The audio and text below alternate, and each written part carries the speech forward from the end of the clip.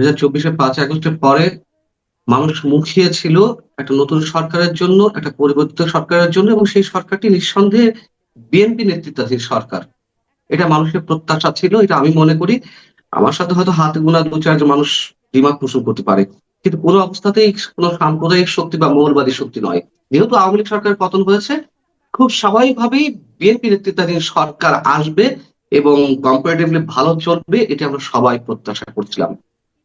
আমি নিজে অসংখ্যবার বলেছি ডক্টর ইউনূস সরকারের সময় যে এই মুহূর্তে একটি নির্বাচন দরকার, এবং ওই মুহূর্তে বলছিলাম যে দেশের সবচেয়ে জনপ্রিয় দল হিসেবে এই মুহূর্তে বিএনপি সরকার গঠন করা উচিত এবং বিএনপি ক্ষমতা আসতে হবে যে কোনো মূল্যে। তখন ডক্টর ইউনূসের জঙ্গি শাসন ছিল, মানুষ তো অতিষ্ঠ হয়েছিল, দম বন্ধ হয়েছিল, নাভিশ্বাস উঠছিল। সেই আমরা হতাশ হলাম, এবং আমরা মোটামুটি, আপনিও বিভিন্ন জায়গায় বলেছেন, আমরা বলেছি যে না, সরকারকে আমরা ন্যূনতম 6 মাস, না হলে 3 মাস সময় আমরা দিতে চাই। এত আগে থেকে সমালোচনা করতে চাই না, কিন্তু ভাগ্যের কি নির্মম পরিহাস। অন্তত আমি সমালোচনা শুরু করেছি 1-1.5 মাস পর থেকে, বিশেষ করে মার্কিন বাণিজ্য চুক্তিকে কেন্দ্র করে আরো নানান ইস্যুতে। যাই হোক, 6 মাস হয়ে গেছে, হানিমুন পিরিয়ড আমার মনে হয় 3 মাস শেষ। 3 মাসের জায়গায় ডাবল হয়ে 6 মাস। এর মধ্যে আপনি সন্ত্রাসী কার্যক্রমের কথা বলছেন, চাঁদাবাজির কথা বলছেন। বিএনপি তো পারেনি, যখন আওয়ামী লীগ বিহীন রাষ্ট্র ছিল, ডক্টর ইউনূসের শাসন ছিল, সেই সময় থেকেই বিএনপির নেতাকর্মীরা যে পরিমাণ চাঁদাবাজিতে লিপ্ত হলো, মানুষ অতিষ্ঠ হওয়া শুরু করলো। এবং আমরা দেখলাম যে হ্যাঁ, দলের প্রধান তারেক রহমান সাহেব একের পর এক বহিষ্কার করছিলেন দলীয় নেতাকর্মীদের, কিন্তু পরবর্তীতে আমরা দেখলাম যে 20-15 বা 1 মাস 1.5 মাসের মধ্যে তাদেরকে দলে ফিরিয়ে নিয়ে আসা। আচ্ছা, ধরে নিলাম আমরা যে না, সামনে নির্বাচন, সবাইকে তার প্রয়োজন এই মুহূর্তে। তারপরে কি হচ্ছে? এটি তো মানে উত্তর বাড়ছে, এবং আওয়ামী লীগের অনেক ধরনের অপকর্ম ছিল, অন্যায় ছিল, অসঙ্গতি ছিল। পানের দোকানে কিন্তু চাঁদাবাজি হয়নি। রাত্রে বেলায় আপনি আপনার পকেটে হয়তো কোনো কাজের লাখ টাকা নিয়ে আপনি বাড়ি ফিরছেন, আপনাকে চিন্তা করতে হয়নি। কিন্তু এখন কি ঘটছে? আমরা তো পুরোপুরি হতাশ। শুধু আপনি ছিনতাই, রাহাজানি কিংবা অভ্যন্তরীণ কোন্দলে যেই রক্তপাত, এগুলো নয়। সার্বিকভাবে আপনি দেখুন, সার্বিকভাবে আপনি দুর্নীতির কথা বলবেন, থেমে আছে। আপনি ইলেকট্রিসিটির কথা বলবেন, কি অবস্থা। এবং এই ইলেকট্রিসিটি মেইনটেনেন্স এর দায়িত্বে, মানে আমি বলছি বিদ্যুৎ মন্ত্রণালয়ের দায়িত্বে 2001 থেকে 2006 কে ছিলেন? এই ইকবাল হাসান মাহমুদ টুকু তো। আচ্ছা, আপনি যখন বিদ্যুতের কথাটাই বললেন, আমি এটা নিয়ে একটু ডিটেলে যাই। বিদ্যুৎ, যেমন ধরেন ঢাকা শহরে এখন নিয়মিত বিদ্যুৎ যাচ্ছে, লোডশেডিং ও হচ্ছে। আমি জানি না আপনার এখানে কি অবস্থা। আমি যে এলাকাটায় থাকি, এটা কলাবাগান এলাকা। কাল রাতে আমি বাসায় ফিরেছি 12:30-1টার দিকে। আমিও বাসায় ঢুকলাম, বিদ্যুৎও চলে গেল। আচ্ছা, তো এই বাসায় আড়াইটার সময় গেছে, 4:30টার সময় আসছে, গভীর রাতে। এটা কিন্তু একটা ভালো বুদ্ধি। ভালো বুদ্ধি কেন? যে ওই যখন যায় তখন তো আপনি ঘুমিয়ে থাকবেন, রাতেবেলা ঘুমিয়ে থাকবেন, টের পেতে পেতে ঘন্টা খানেক লাগবে। 1 ঘন্টা পর টের পাবেন হয়তো বা। তো এই 1 ঘন্টা কিন্তু তারা একটা মাপ পেয়ে গেল। 1 ঘন্টা থেকে কোনো হইচই করতেছে না। তারপরে যখন আপনি টায়ার্ড হয়ে চিৎকার চেঁচামেচি শুরু করবেন ভাবছেন, তখন আরো 10 মিনিট আসলো। আইডিয়া কিন্তু খারাপ না। আমি যে এলাকা, আমরা তো একদম ঢাকা শহরে থাকি, আমরা জানি সরকার পারতে পক্ষে ঢাকা শহরে একটু লোডশেডিংটা কম দেয়, কারণ গ্রামের মানুষ অসহায়, তারা হইচই করতে পারে না। কিন্তু গ্রামে আমি যে কালকে যে খবরগুলি দেখলাম যে 12 ঘন্টা পর্যন্ত, 13 ঘন্টা 12 ঘন্টা পর্যন্ত লোডশেডিং তারা দিচ্ছে। মানে প্রায় 3000 মেগাওয়াট বিদ্যুৎ কম, মানে তারা পাচ্ছে না। বিদ্যুতের আছে, আপনার প্ল্যান্ট আছে, বসে আছে, কারণ প্ল্যান্ট চালানোর মতো জ্বালানি নেই। এই যে বাস্তবতাটা, এর মধ্যে দেখলাম পরশুদিন না তারা একদিন দেখলাম যে আমাদের এই বিদ্যুৎ মন্ত্রী একটা সাংবাদিকদের বলতেছে গ্রামে কোনো লোডশেডিং নেই, গ্রামে কোনো লোডশেডিং নেই।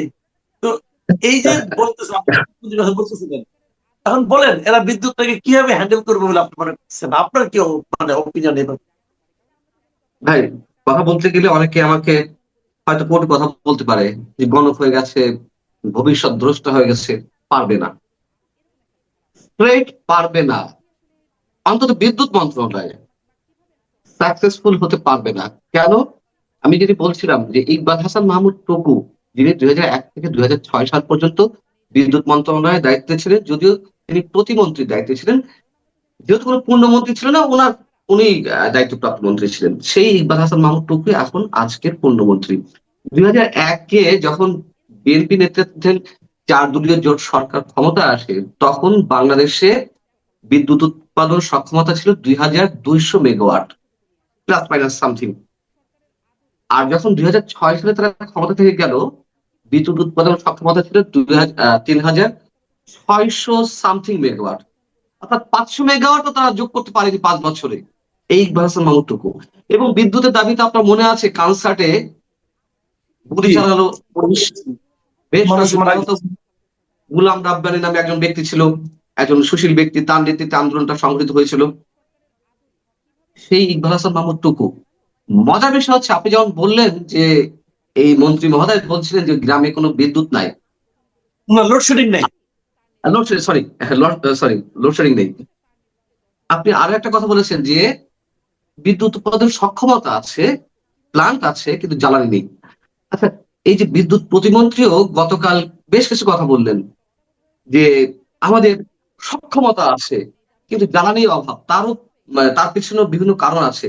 এই যে গর্ব করে বলছেন যে আমাদের সক্ষমতা আছে, এই সক্ষমতাটা কার, কে তৈরি করে গেছে? আওয়ামী লীগ তৈরি করে গেছে।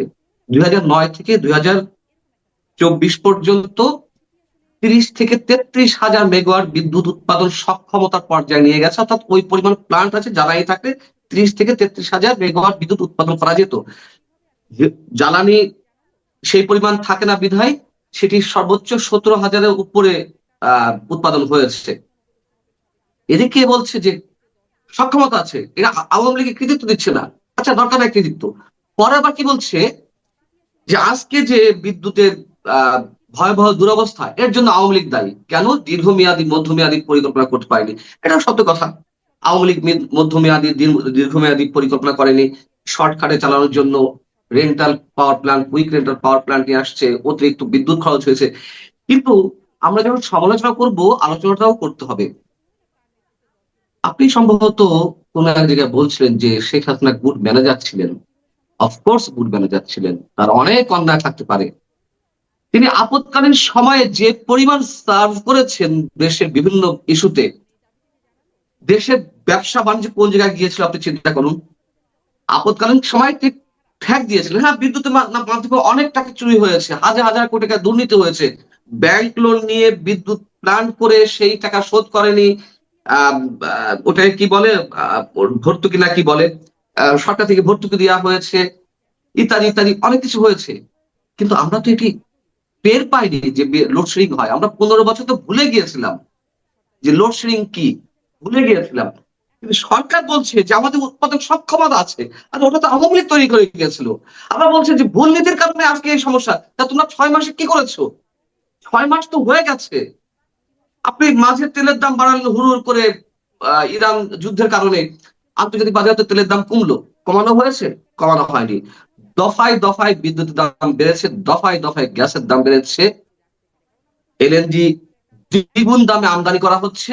এখন বিষয় হচ্ছে যে মহেশখালীতে যে আমাদের কন্টেইনার, কি বলে ওটাকে, এলএনজি টার্মিনাল, সেটি থেকে এলএনজি এখন লাইটার জাহাজে করে আনা যাচ্ছে না, প্রতিকূল আবহাওয়ার কারণে বঙ্গোপসাগর। ওকে, ঠিক আছে, বিকল্প কি? বিকল্পটা কি? আর আপনি যে বলছেন, মানে সরকার যে বলছে দীর্ঘমেয়াদী মধ্যমেয়াদী পরিকল্পনা আওয়ামী লীগ দেয়নি, 6 মাসে আপনার পরিকল্পনা কি? এখন আমাদের তারেক রহমান সাহেব দেশের মাটিতে এসে দীর্ঘদিন পর তিনি আবেগ ঘন বক্তব্য দিয়েছিলেন। তিনি বলেছিলেন আই হ্যাভ এ প্ল্যান। মানুষ তাকে ট্রোল করছে, প্ল্যানটা কি? আমরা তো প্ল্যানিং এর কেন? এমন কিছু দেখলাম না।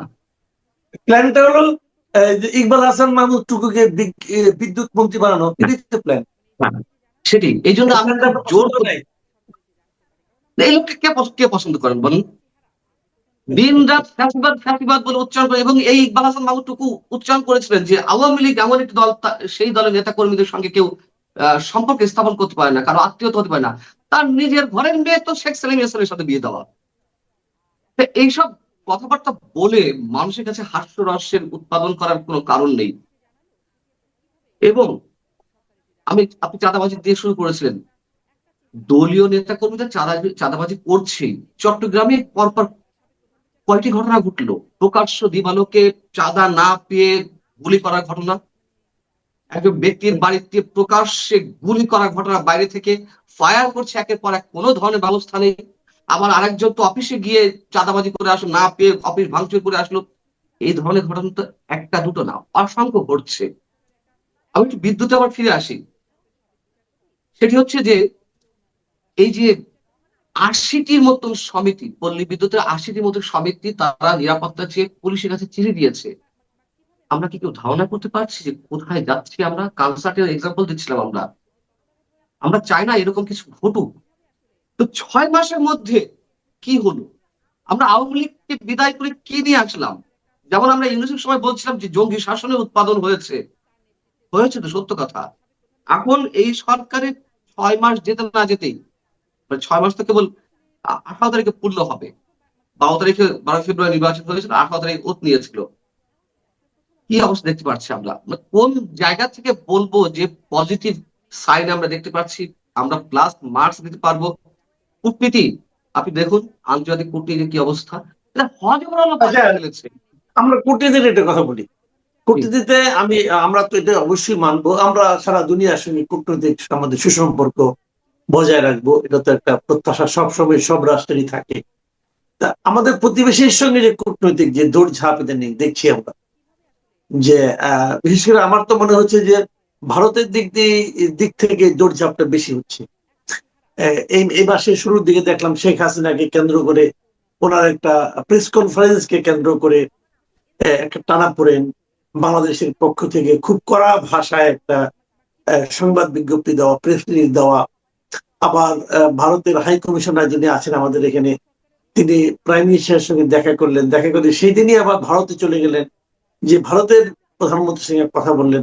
এই সবগুলো মিলিয়ে আপনার কি মনে হয় যে ভারতের সঙ্গে কি আমাদের দ্বিপাক্ষিক সম্পর্কের মানে ইউনূস সাহেবের আমলে যে যেরকম তলানিতে চলে গিয়েছিল, সেখান থেকে কিছু উন্নতির দিকে যাচ্ছে বলে মনে হয় আপনার কাছে? বিষয়টা একেবারে হ্যাঙ্গিং অবস্থা আছে। কিছু আমরা আজ করতে পারছি না, মানে বাসন্তী হাওয়ার মতন এলোমেলো যে হাওয়া, মানে কোন দিকে হাওয়া ঘুরে যেমন বোঝা যায় না। এখন ভারতের সাথে যে সম্পর্কের বিষয়টি, এটি বোঝা যাচ্ছে না কোন দিকে যাবে। আমার মনে হয় যে পেছন থেকে তারেক রহমানকে টেনে ধরার চেষ্টা করছে কোন এক শক্তি। আমি স্পষ্ট করে বলি, জামাতের সঙ্গে এনসিপির সঙ্গে মোটামুটি একটা ভারসাম্যতা রেখে সরকার চলার চেষ্টা করছে আওয়ামী লীগকে ভয় পাওয়ার কারণে। যদি আওয়ামী লীগ ফিরে আসে তাহলে কি না কি অবস্থা হবে প্রত্যেকেই। এনসিপি যেমন ভয় পাচ্ছে, জামাত ইসলামী এবং বিএনপি ভয় পাচ্ছে। এটি পুরনো কথা, গত ৩-৪ মাস ধরে এটি অনেকেই বলছেন। বাস্তবতা হচ্ছে যে ভারতের সঙ্গে আপনাকে সম্পর্ক স্থাপন করতেই হবে। আপনি পারবেন না ভাই। আপনি কামাল ভাই, আপনার অনেক ক্ষমতা, আপনি আমার প্রতিবেশী, অনেক ক্ষমতা। আমি কুড়ে ঘরে থাকি, আমি আপনার সাথে পারবো না। বাস্তবতা স্বীকার করতে হবে। আপনি বলবেন চোখে চোখ রেখে কথা বলতে হবে, হ্যাঁ, আদর্শিক জায়গা থেকে, আমার পররাষ্ট্রনীতির জায়গা থেকে আমি চোখে চোখ রেখে কথা অবশ্যই বলতে পারি। চোখে চোখ রেখে কথা বলবেন, ভারতের সঙ্গে সম্পর্ক নতুন করে ভাবতে হবে শেখ হাসিনা ইস্যুতে, আপনি পরদিন আবার কাঁচামরিচ চান, আবার থ্রেট দেন, আমরা কারো দয়া চলি না, এবং সরাসরি পররাষ্ট্র মন্ত্রণালয় থেকে করা বিবৃতি দেওয়া হয় এটি কারো করদ রাজ্যে পরিণত হবে না, কারো কলোনি রাষ্ট্রে পরিণত হবে না, আবার পরদিন ডিজেল চান। ভাই এগুলা কি? আপনি দেখিয়ে দেন, আপনি পাকিস্তান থেকে নিয়ে আসেন, এই কেমন পারেন ডিজেল নিয়ে আসতে, ফুয়েল নিয়ে আসতে। আপনি সৌদি আরব থেকে নিয়ে আসেন, আপনি চীন থেকে নিয়ে আসেন। চীনের সাথে আমাদের সম্পর্ক রাখতে হবে। ওকে, অবশ্যই চীন আমাদের অর্থনৈতিক সহযোগিতার বড় শক্তি, ঋণদাতা হিসেবে। ভারতকে তো আপনি পারবেন না ভাই, আপনি ৩ দিকে ভারত ঘেরাও করা, আমরা কোন অবস্থাতে পারবো না। ভারতের সাথে সম্পর্ক অবশ্যই মানে সুসম্পর্কে জায়গা নিয়ে যেতে হবে। কিন্তু এই যে শেখ হাসিনা ইস্যুতে যা হচ্ছে, প্রত্যেকেই ডাবল গেম খেলছে। বিএনপি সরকার খেলছে ডাবল গেম, ভারতও ডাবল গেম খেলছে। ভারতের ডাবল গেম খেলার তাদের নানান ধরনের যুক্তি আছে, তারা স্পষ্ট বুঝিয়ে দিয়েছে যে শেখ হাসিনা আওয়ামী লীগ তাদের বিশ্বস্ত সহযোগী দেখিয়ে দিয়েছে। শেখ হাসিনা নিজেও বলেছিলেন যে আমি ভারতকে কি দিয়েছি ভারত সারা জীবন মনে রাখবে। আমরা ট্রোল করেছিলাম সেই সময়। কি দিয়েছে? দাসত্বমূলক চুক্তি করেছে, সব উজাড় করে দিয়েছে? না, কিছু দেয়নি। শুধু ভারতের একটাই স্বার্থ বাংলাদেশের কাছে যে চাওয়াটি, তাদের বর্ডার সিকিউরিটি এনশিওর করতে হবে। সেই বর্ডার সিকিউরিটি জায়গাটা শেখ হাসিনা এনশিওর করেছিল। উলফার অনুপ চেটিয়া, পরেশ বড়ুয়াদের আটক করেছিল, তাদের হাতে হস্তান্তর করেছে, এবং যে বিচ্ছেদবাদী যেই কার্যক্রম ছিল সেগুলোকে একেবারে ভ্যানিশ করে দিয়েছিলেন শেখ হাসিনা। শেখ হাসিনা সেই কথাটাই বলতে চেয়েছিলেন, এবং ওটি ভারতের চাওয়া, ওটি ভারতের চাওয়া। আর কিছু ভারত কে কাছে চাইবে আমাদের কাছে বলুন? ভারতের সাথে আমাদের বাণিজ্যিক বৈষম্য রয়েছে ব্যাপক আকারে, মানে তুলনামূলক ভাবে। সম্ভবত তাদের 14 বিলিয়ন বা 15 বিলিয়ন তাদের ওইখান থেকে আমদানি, আর আমরা রপ্তানি করি হয়তো 2 বিলিয়ন 3 বিলিয়ন ডলার, আমার যদি ভুল না হয়ে থাকে। তো ভারতের জন্য এই 14 বিলিয়ন ডলার 15 বিলিয়ন ডলার কোন বিষয়? ভারতের যেখানে ট্রিলিয়ন ট্রিলিয়ন বিলিয়ন ডলার সেখানে বাজেট, মানে তাদের অর্থনীতি, বাজেট বলছে তাদের অর্থনীতি, সেখানে বাংলাদেশে এরকম না হলে তাদের কি আসে যায়? হ্যাঁ, তারপরেও তাদের জন্য এটি দরকার, বাণিজ্যিক জায়গা বা অন্যান্য বিষয়। কিন্তু আমাদের তো প্রয়োজন, আমাদের নানান জায়গা থেকে ভারতের প্রয়োজন। আমি সেই জায়গাতে বাদ দিলাম। যে ডাবল গেমের কথা বলছিলাম, শেখ হাসিনাকে ভারত ফেরত দিবে না, প্রত্যর্পণ চুক্তির আওতায় ফেরত দিবে না, এটি বিএনপিও জানে, এটি ইউনূস সরকারও জানতো। আচ্ছা, তারা জানা সত্ত্বেও তারা বারবার ফেরত চাইছে ওই চুক্তির আওতায়। ওই চুক্তির আলোকেই ফেরত পাওয়া সম্ভব না, এটি ভারতের গায়ের জন্য না। ওই চুক্তির ক্লসেই রয়েছে যে কোন রাষ্ট্রে কোন আশ্রিত ব্যক্তি, পার্শ্ববর্তী বা অন্য কোন রাষ্ট্রের কেউ যদি আশ্রয় নেয়, সেই আশ্রয় দানকারী রাষ্ট্র যদি মনে করে যে ওই ব্যক্তির সঙ্গে তার রাষ্ট্র প্রতিহিংসা প্রয়োগমূলক বিচার করার চেষ্টা করছে বা করছে, বা প্রতিহিংসা প্রয়োগমূলক রাজনীতির শিকার হয়েছে, ওই ওই রাষ্ট্রটাকে ফেরত নাও দিতে পারে। ওই রাষ্ট্র সেটি ভারতও হতে পারে, বাংলাদেশও হতে পারে। শেখ হাসিনা তো, শেখ হাসিনার সাথে রাজনৈতিক প্রতিহিংসামূলক আচরণ করা হচ্ছে, রাজনৈতিক প্রতিহিংসা থেকে বিচার করা হচ্ছে, এটি সবাই জানে। এটা আন্তর্জাতিক বিভিন্ন মানবাধিকার সংগঠন এরই মধ্যে বিবৃতি দিয়েছে, আইসিটির বিচার প্রক্রিয়া নিয়ে প্রশ্ন করেছে। অতএব ভারত যেটি বলছে একবারে অযৌক্তিক না, চুক্তির আলোকেই সেটি অযৌক্তিক না। এখন বিষয় হচ্ছে, আর শেখ হাসিনা ওখানে বন্দিও নয় যে বন্দি বিনিময় প্রত্যর্পণ চুক্তির আওতায় তাকে ফেরত দেবে। আচ্ছা, ফেরত আসতে চাইলো, এটাও পুরনো কথা, ফেরত নিতে চাইলো না, ভয় পাচ্ছে। তাহলে ডাবল গেম, একদিকে শেখ হাসিনাকে ফেরত চায় না, আবার ভারতকে চাপে রাখছে, না ওই চুক্তির আওতায় তাকে ফেরত দিতে হবে। আবার ভারত তো ডাবল গেম খেলছে, যদিও তারা স্পষ্ট বুঝিয়ে দিয়েছে যে না, আমরা ফেরত দেব না। ঠিক আছে, না নিজে যদি ফেরত যায় বা তোমরা কিভাবে নিবে তোমাদের বিষয়, আমরা ফেরত দেবো না, আমরা তার সাথে গাদ্দারি করতে পারবো না। এখন বিষয় হচ্ছে যে ভারতের ডাবল গেম শেখ হাসিনাকে রেখে দিয়েছে। আবার শেখ হাসিনা যে কথাগুলো বলছেন, আমি মনে করি ভারতের, মানে ভারত সরকারের ইঙ্গিত ছাড়া বা অনুমতি ছাড়া একটা শব্দও তিনি উচ্চারণ করছেন না। সেদিক থেকে তারা ডাবল গেম খেলছে, ঠিক আছে। কিন্তু এই ডাবল গেম খেলে আমরা কতক্ষণ টিকে থাকতে পারবো? পারবো না তো। যে রক্তচক্ষু দেখাচ্ছিল, যে বুড়ো আঙুল দেখাচ্ছিল যে তারেক রহমান যাবে না, তারেক রহমানকে 1-to-1 ডাকতে হবে, দ্বিপাক্ষিক বৈঠকের মাধ্যমে ডাকতে হবে, দ্বিপাক্ষিক বৈঠকের জায়গায় বা সফরের জন্য দুইবার ভারতের পক্ষ থেকে আমন্ত্রণ জানানো হয়েছে। একবার প্রধানমন্ত্রী নরেন্দ্র মোদী যখন ল্যান্ডস্লাইড বিজয় অর্জন করলেন, তারেক রহমান সাহেব তাকে ফোন দিয়ে অভিনন্দন জানানোর সাথে সাথে সব পরিবারে ভারত সফর করতে বলেন। আবার ওম বিরলা যখন বিএনপি ওথ দিল, সরকার গঠন করলো, তখন যে ওম বিরলা এলেন, ভারতের লোকসভার স্পিকার, তিনি এসে নরেন্দ্র মোদীর আমন্ত্রণ পত্র তুলে দিলেন, জানিয়েছেন তো আমন্ত্রণ। এখন ব্রিক্সের সম্মেলনে যাবে না কেন? দেখুন, 23শে জুলাই পররাষ্ট্র প্রতিমন্ত্রী শামা ওয়াজ বলছিলেন যে আমাদের প্রধানমন্ত্রীকে দাওয়াত দিয়েছে, আমাদের প্রধানমন্ত্রীকে দাওয়াত দিয়েছে। ফয়রাজ যখন দীনেশ ত্রিবেদী প্রধানমন্ত্রী তারেক রহমানের সাথে দেখা করতে গেল, তারপরে খলিল রহমান কি বললেন পররাষ্ট্রমন্ত্রী, যে আমাদের প্রধানমন্ত্রীকে দাওয়াত দেয়নি, বিমস্টেকের চেয়ারম্যানকে দাওয়াত দিয়েছে। তাহলে এই যে 23শে জুলাই থেকে 10শে আগস্ট সম্ভবত 17 দিন কেন এই কথা উচ্চারণ করা হলো না? আর বিমস্টেকের চেয়ারম্যান হিসেবে দাওয়াত দিলে সমস্যাটাও বা কি? যাও, এইগুলো নিয়ে একটা হসপস বাজিয়ে দিচ্ছে সরকার। সরকার আসলে কূটনীতি কোন জায়গায় যাবে বুঝে পারছে না।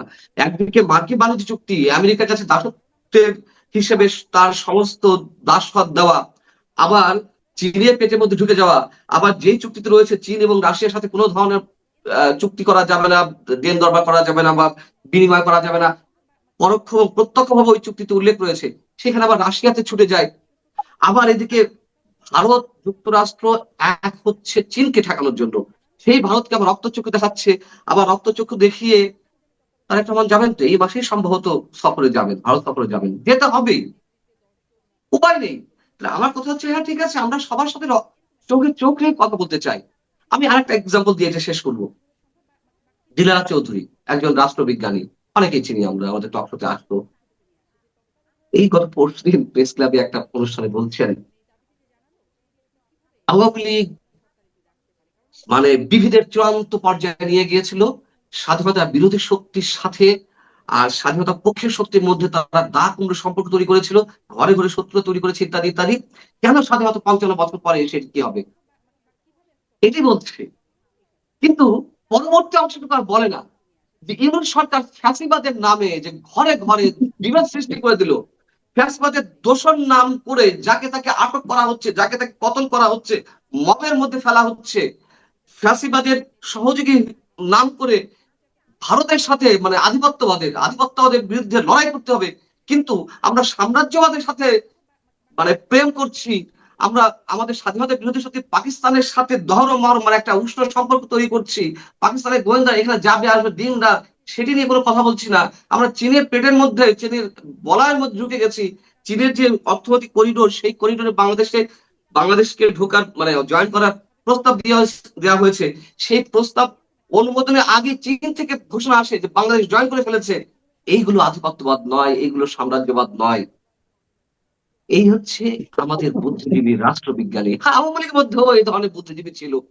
আওয়ামী লীগ কথিত নির্বাচনের সময় বলতো যে আসুন আমরা মুক্তির সপক্ষে দলকে সমর্থন করি, কিন্তু ওদের যে একটা চূড়া মার্কা নির্বাচন, চূড়াই নির্বাচন, সেই নির্বাচন নিয়ে ওই বুদ্ধিজীবীরা কোনো কথা বলতেন না।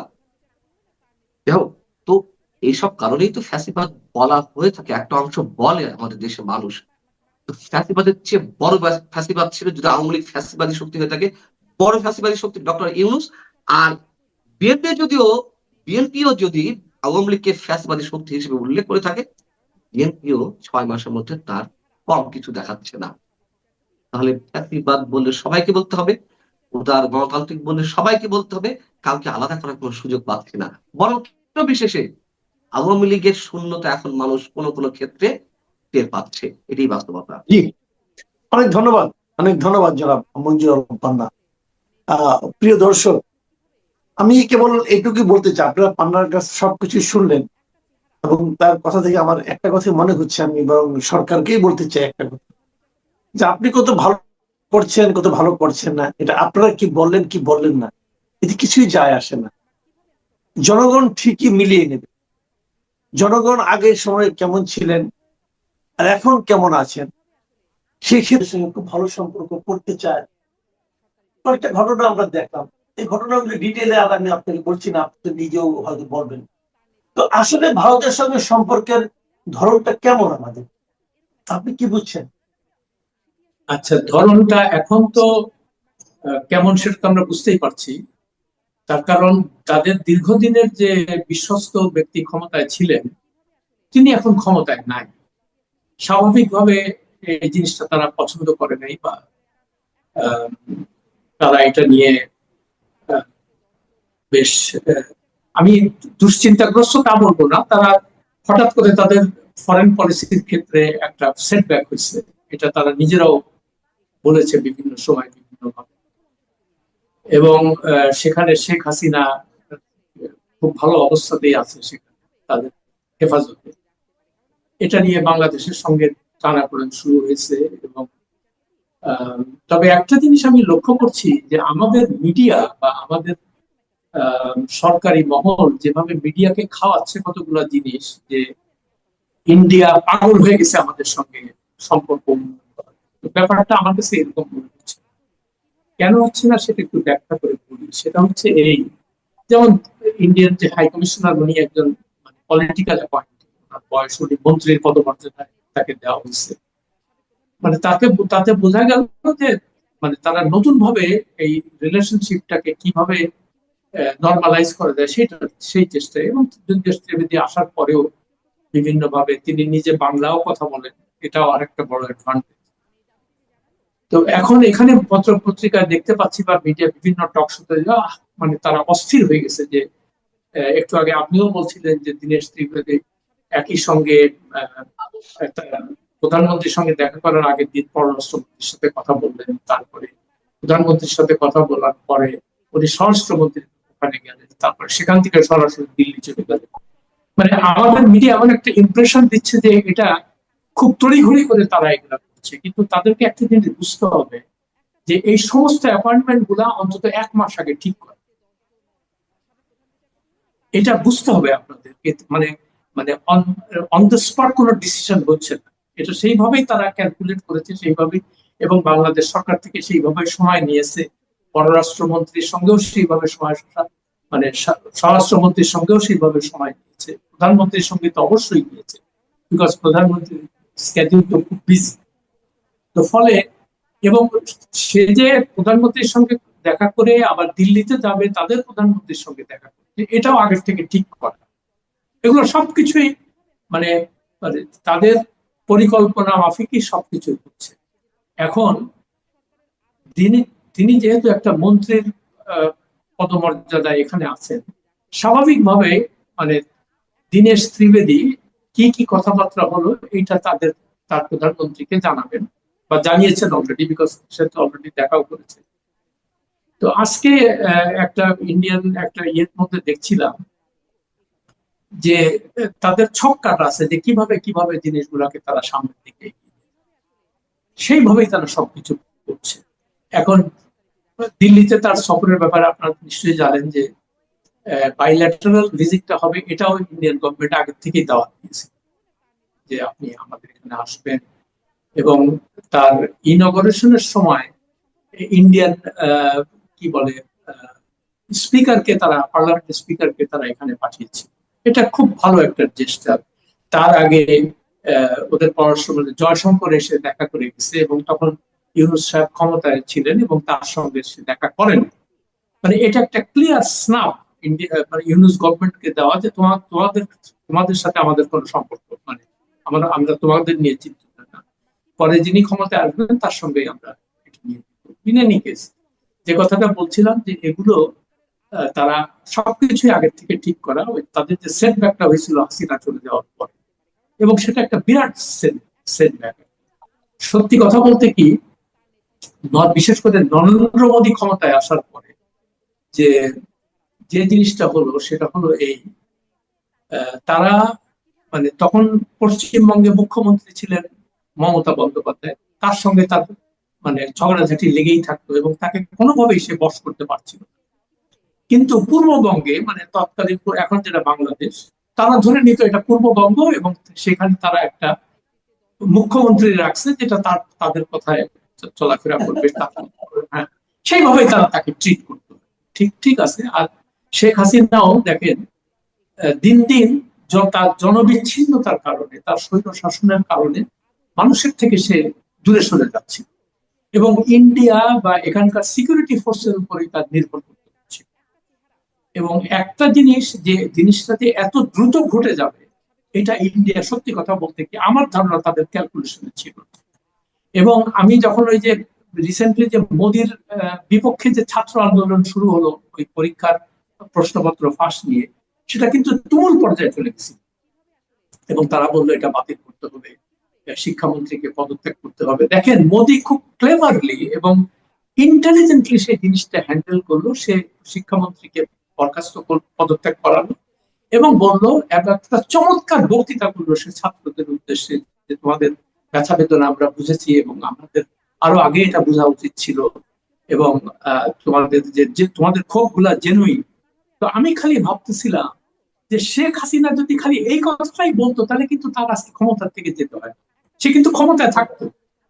কেমন? তো এই যে জিনিসগুলা ওই যে বলেন না যে আল্লাহর মায়ের দুনিয়ার বাইরে, মানে শেখ হাসিনা এমন পর্যায়ে চলে গেছিল শেষ দিকে যে আমার মনে হয় ওই আল্লাহর গজব নামছিল তারপরে, যে হাজার হাজার চেষ্টা করে আর সে থাকতে পারেনি। আমার খালি ওই একটাই জিনিস মনে হচ্ছিল যে সে খালি যদি খালি ছাত্রদের কথাটা মেনে নিত যে ঠিক আছে কোনো কোটা টোটা থাকবে না, তোমাদের মানে আন্দোলন জেনুইন এবং তোমাদের ক্ষোভটাও জেনুইন, আমি বুঝে গেছি এটা আমাদের, তাহলে কিন্তু তার আজকে সে ডেফিনেটলি সে ক্ষমতায় থাকে। হ্যাঁ, কিন্তু ওই যে বললাম যে আল্লাহর মাইক দুনিয়ার মাইক, হ্যাঁ, যাই হোক। তো এখন ইন্ডিয়া যে জিনিসটা চাচ্ছে, ইন্ডিয়া মানে কেন শেখ হাসিনাকে এত, তাদের কনসার্ন ছিল দুটো।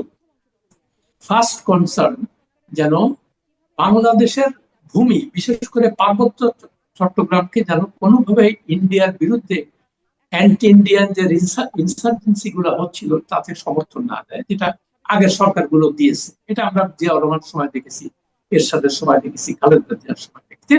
এটা ওপেন সিক্রেট, সবাই জানে।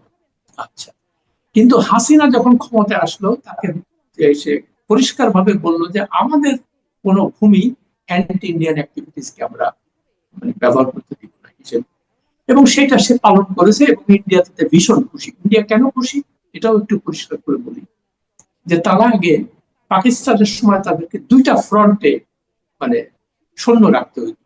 একটা হলো ইস্টার্ন ফ্রন্ট, মানে এখানে, আর ওয়েস্টার্ন ফ্রন্ট ওইখানে।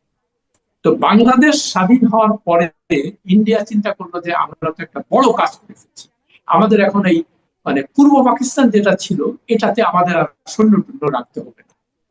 তো তারা পরের দিকে যে জিনিসটা করলো, পরে যখন মানে শেখ মুজিবুর রহমান ক্ষমতায় থাকা পর্যন্ত এই জিনিসটা ছিল না। তারপরে শেখ মুজিবুর রহমান নিহত হওয়ার পরে স্বাভাবিকভাবে এখানে অ্যান্টি ইন্ডিয়ানরা ক্ষমতায় এসে গেল, এবং তারা আবার ওই অ্যান্টি ইন্ডিয়ান অ্যাক্টিভিটিস কে তারা মানে ফুয়েল করতে লাগলো, মানে তাদেরকে বাহবা দিতে লাগলো। ওই যে অনুপ চেটিয়া টেটিয়া এগুলো যারা ছিল তাদেরকে সবাই এনে এখানে রাখলো। তো ইন্ডিয়া চিন্তা করলো যে না, এটা তো এইভাবে হচ্ছে না। অর্থাৎ হাসিনা আসার পরে তারা এইটাতে প্রথম তাদের শর্ত ছিল এই জিনিসটা তুমি করবে, সে করলো। আচ্ছা, করার পর যেটা ইন্ডিয়া যেটা করলো, এখানকার যত সৈন্য মানে ইস্টার্ন ফ্রন্টে যত সৈন্য ছিল সব ওয়েস্টার্ন ফ্রন্টে কাশ্মীরে নিয়ে গেল, তারপরে ওখানে মারতে শুরু। যার ফলে এবং কাশ্মীরের যে মুসলমান অধ্যুষিত, তো ফলে বাংলাদেশের জনগণের মধ্যে একটা, বাংলাদেশের যেহেতু সংখ্যাগরিষ্ঠ মুসলমান, তাদের মধ্যে একটা ক্ষোভ সত্ত্বেও যে আমাদের মানে মুসলমান ভাইদেরকে, ভাই বোনদের এরকম মারতেছে। তো ফলে ইন্ডিয়ার বিরুদ্ধে ক্ষোভ, মানে যে ক্ষোভটা, সেটা ইন্ডিয়া বুঝতে পেরেও এইদিকে তেমন কোনো নজর দেয় নাই। নজর দেওয়ার দরকার ছিল না। তাদের তো একটা হলো যে কোনো এখানে কোনো সৈন্য রাখবে না তারা, বা ইস্টার্ন মানে বাংলাদেশ তাদেরকে কোন রকম সাহায্য করবে না, যে অ্যান্টি ইন্ডিয়ান ইনসার্জেন্সি যেটা আছে। আর 2 নম্বর, ইকোনমিক বেনিফিট। যত রকম ইকোনমিক বেনিফিট আছে, তারা এক্সপোর্ট ইম্পোর্ট, তারপরে এগুলো সবকিছু ইন্ডিয়ানরা এসে ভরে গেল এখানে। ইন্ডিয়ান ব্যবসা বাণিজ্য, ইন্ডিয়ান কন্ট্রাক্ট, রাস্তা বানাইতে থাকলো তারা। এটা ফলে আবার মানে তাদের সাথে আমাদের যে রপ্তানি আমদানি রপ্তানির যে মানে চিত্রটা দেখলে আমরা প্রায় $15 বিলিয়ন সেখান থেকে আমদানি করি, আর রপ্তানি করি মাত্র $1 বিলিয়ন। হ্যাঁ, কিন্তু একই ব্যাপারটা হয়েছে চায়নার ক্ষেত্রেও। কিন্তু চায়না নিয়ে লোকজন তেমন কিছু বলছে না, বিকজ চায়নারা তো হিন্দু না, আর আমাদের ইমিডিয়েট নেইবার না। এটা হলো বাস্তবতা।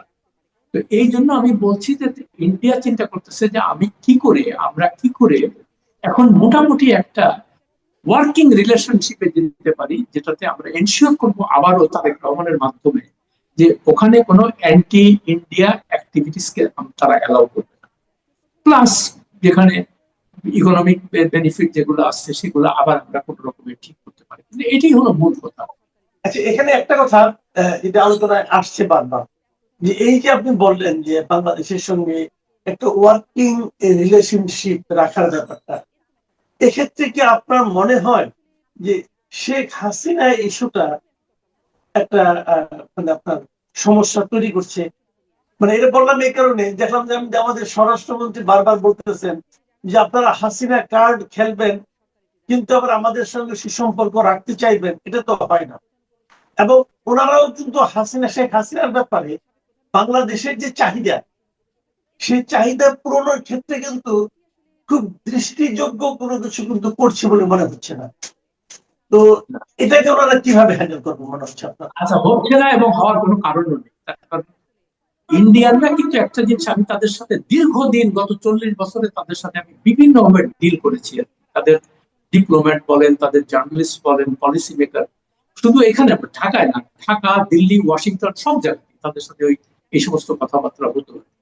তো আমি তাদেরকে একটাই কথা বলতাম যে আচ্ছা তোমরা মানে আমাদের সাথে ঠিক আছে, তোমরা বলো যে আমাদের বন্ধু, কিন্তু তোমরা কি একবারও চিন্তা করেছো যে যে দেশটার 90% জনগণ মুক্তিযুদ্ধের সময় তোমাদেরকে সমর্থন দিছিল তারা এখন তোমাদের বিরুদ্ধে চলে গেছে কেন? কেন কেন গেছে? এটা কি তোমরা কোনো সময় ভাবো? বলে হ্যাঁ ভাবি, আমরা জানিও কেন হয়েছে। হম, আমাদের হয়তো ভুল ত্রুটি ছিল, কিন্তু ওই যে বললাম যে প্রত্যেকটা দেশে একটা বিভিন্ন প্রেশার গ্রুপ থাকে, সেই প্রেশার গ্রুপটা চায় ইমিডিয়েট গেনটা করার জন্য। যেমন এই বাংলাদেশ স্বাধীন হওয়ার পরে কেন মেজর জলিল কেন হঠাৎ করে, তিনি নিজে একজন মুক্তিযোদ্ধা ছিলেন, তিনি কেন ভারতের বিরুদ্ধে বলতে লাগলো যে আমাদের সমস্ত অস্ত্রপাতি যা ছিল সব লুটপাট করে নিয়ে চলে যাচ্ছে, এবং যার ফলে জাসদের সৃষ্টি হয়। শেখ মুজিবকে বলা হইতো যে তিনি ইন্ডিয়ান এজেন্ট হয়ে গেছে, মানে বাংলাদেশের স্বার্থ বিরোধী কোনো কাজ সে করতে দিচ্ছেন, এইসব কারণে।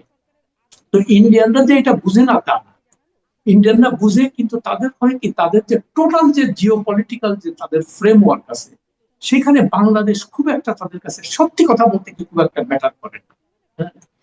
এইটা আমার একটা মনে আছে এই প্রসঙ্গে, এখানে আইপি খোসলা বলে একজন হাই কমিশনার ছিল 1982 থেকে 85 পর্যন্ত। আচ্ছা, তার পুরো নাম হলো ইন্দ্রপ্রস্থ খোসলা। তার সাথে আমার বেশ ভালো, অন্যান্য হাই কমিশনারের মধ্যে খুব ভালো সম্পর্ক ছিল। তো একদিন উনি এক জায়গাটা একটা অনুষ্ঠানে আমার সাথে দেখা, মানে বলতেছে যে আশরাফ, আমি সকালে যখন নিউজ পেপার গুলো নিয়ে, তখন তো এত টিভি ছিল না, নিউজ পেপার দেখতেছি যে তোমরা মানে অ্যান্টি ইন্ডিয়ান মানে রেটরিক ছড়াইতেছো, আমাদেরকে ঘৃণা, আমাদেরকে গালিগালাজ করতেছো, এটা সেটা। তো তখন উনি আমাদের বলতেছে যে দেখো আমি তো ঢাকায় থাকি, আমি তো এখানে পোস্টেড, আমি তো দেখতে পাচ্ছি তোমাদের সেন্টিমেন্ট, কিন্তু তোমরা যত অ্যান্টি ইন্ডিয়ান হিসেবে চিল্লাও, আমাদেরকে গালিগালাজ করো, এটা দিল্লি পর্যন্ত পৌঁছায় না। এই কথাটা আমার কাছে সাংঘাতিক সিগনিফিকেন্ট মনে হলো। তার মানে সে আমাকে আকার ইঙ্গিতে বুঝাইতো যে দেখো আমি এখান থেকে টেলেক্স মানে মেসেজ সবই পাঠাই, কিন্তু ওখানকার যে জিও পলিটিক্যাল সেখানে ওই জিনিসগুলো ঢাকা পড়ে যায়। আমাদের যারা মেন কর্তা তারা এগুলা মানে তাদের কাছে আর এগুলো তত ইম্পর্টেন্ট মনে হয় না। তারা মনে করেন যে কোন রকমের যেভাবে চলতেছে এইভাবে চললেই হবে।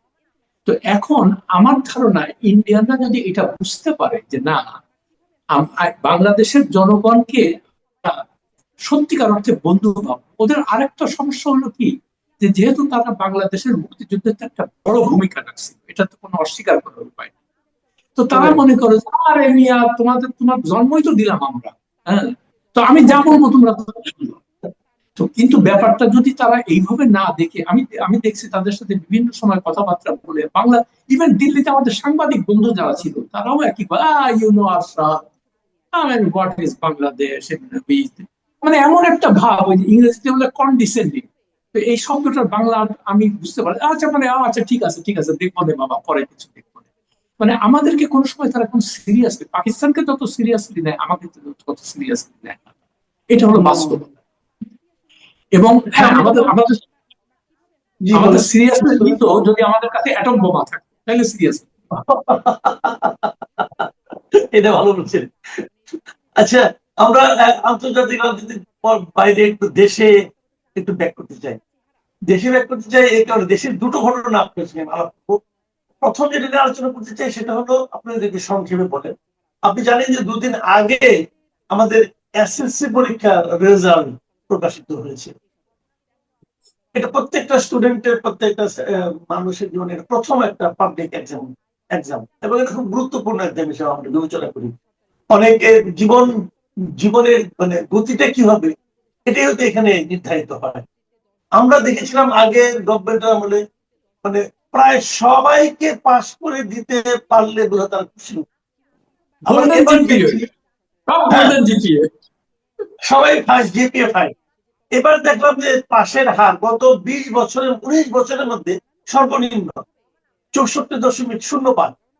আবার এটা নিয়ে আমাদের শিক্ষামন্ত্রী মনে হয় এক ধরনের আপনার কি বলবো আনন্দ অনুভব করছেন যে ওনারা আমলে জেনুইনলি পাস করেছে। তো এই যে দুই ধরনের ব্যাপার, এত বেশি পাস, এত কম পাস, এর মধ্যে কি কোনো শিক্ষামন্ত্রীর মন্ত্রণালয়ের শিক্ষা ব্যবস্থার আপনি যে কোনো চরিত্র দেখতে পান কিনা, কি চরিত্র দেখতে পাচ্ছেন? আচ্ছা, এটার একমাত্র কারণ হলো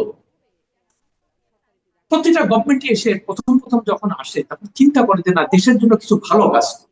কেমন?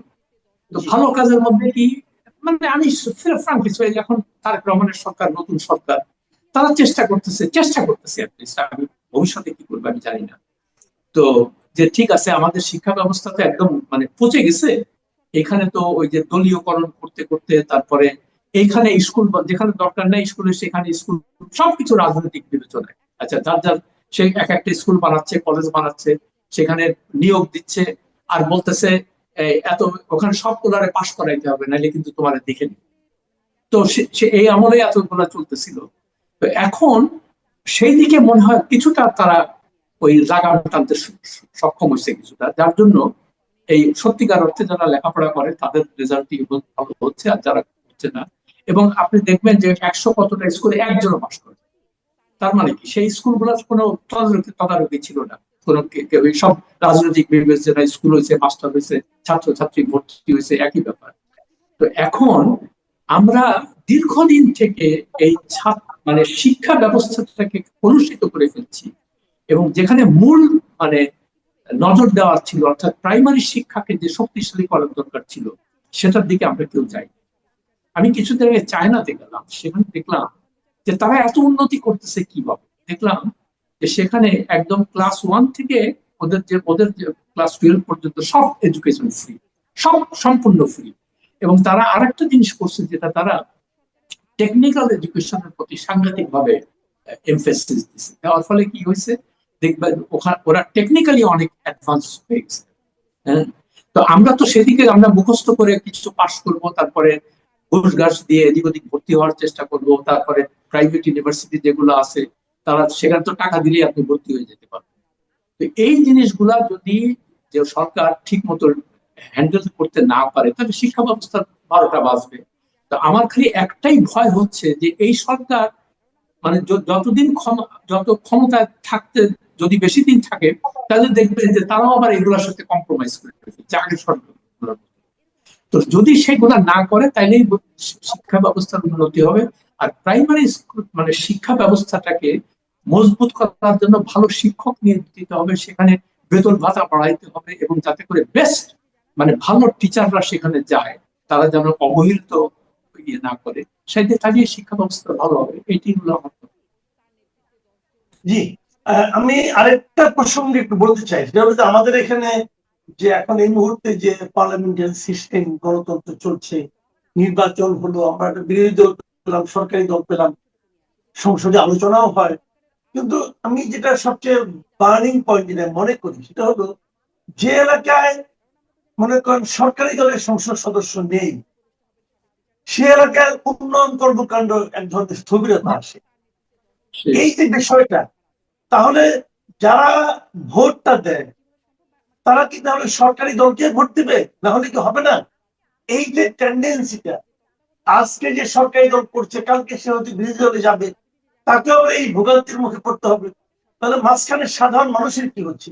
এই কথাটা আমি বললাম এই কারণে যে বিরোধী দলের নেতা ডক্টর শফিকুর রহমান একটা অভিযোগ করেছেন কালকে, যে উনি মানে আপনার উত্তরবঙ্গে গিয়েছিলেন আপনার রংপুর এলাকায়। তিনি বলেছেন যে জামায়াত বেশি আসন পাওয়ায় রংপুরকে উন্নয়ন থেকে বঞ্চিত করা হচ্ছে। এই অভিযোগের কিন্তু একদম ভিত্তি তা কিন্তু বলা যাবে না। এই মানে আমাদের বলতে চাচ্ছি সরকারের যে ধরনের মানসিকতা, এই মানসিকতাকে আপনি কিভাবে বিশ্লেষণ করবেন? না, এটা তো অত্যন্ত নেগেটিভ একটা চিন্তাধারা। তার কারণ সরকারের যখন আসবে তার প্রথম কাজ হবে সমাজের যে পোলারাইজেশনটা আছে, যে বিভক্তি আছে, সেটাকে কমানো।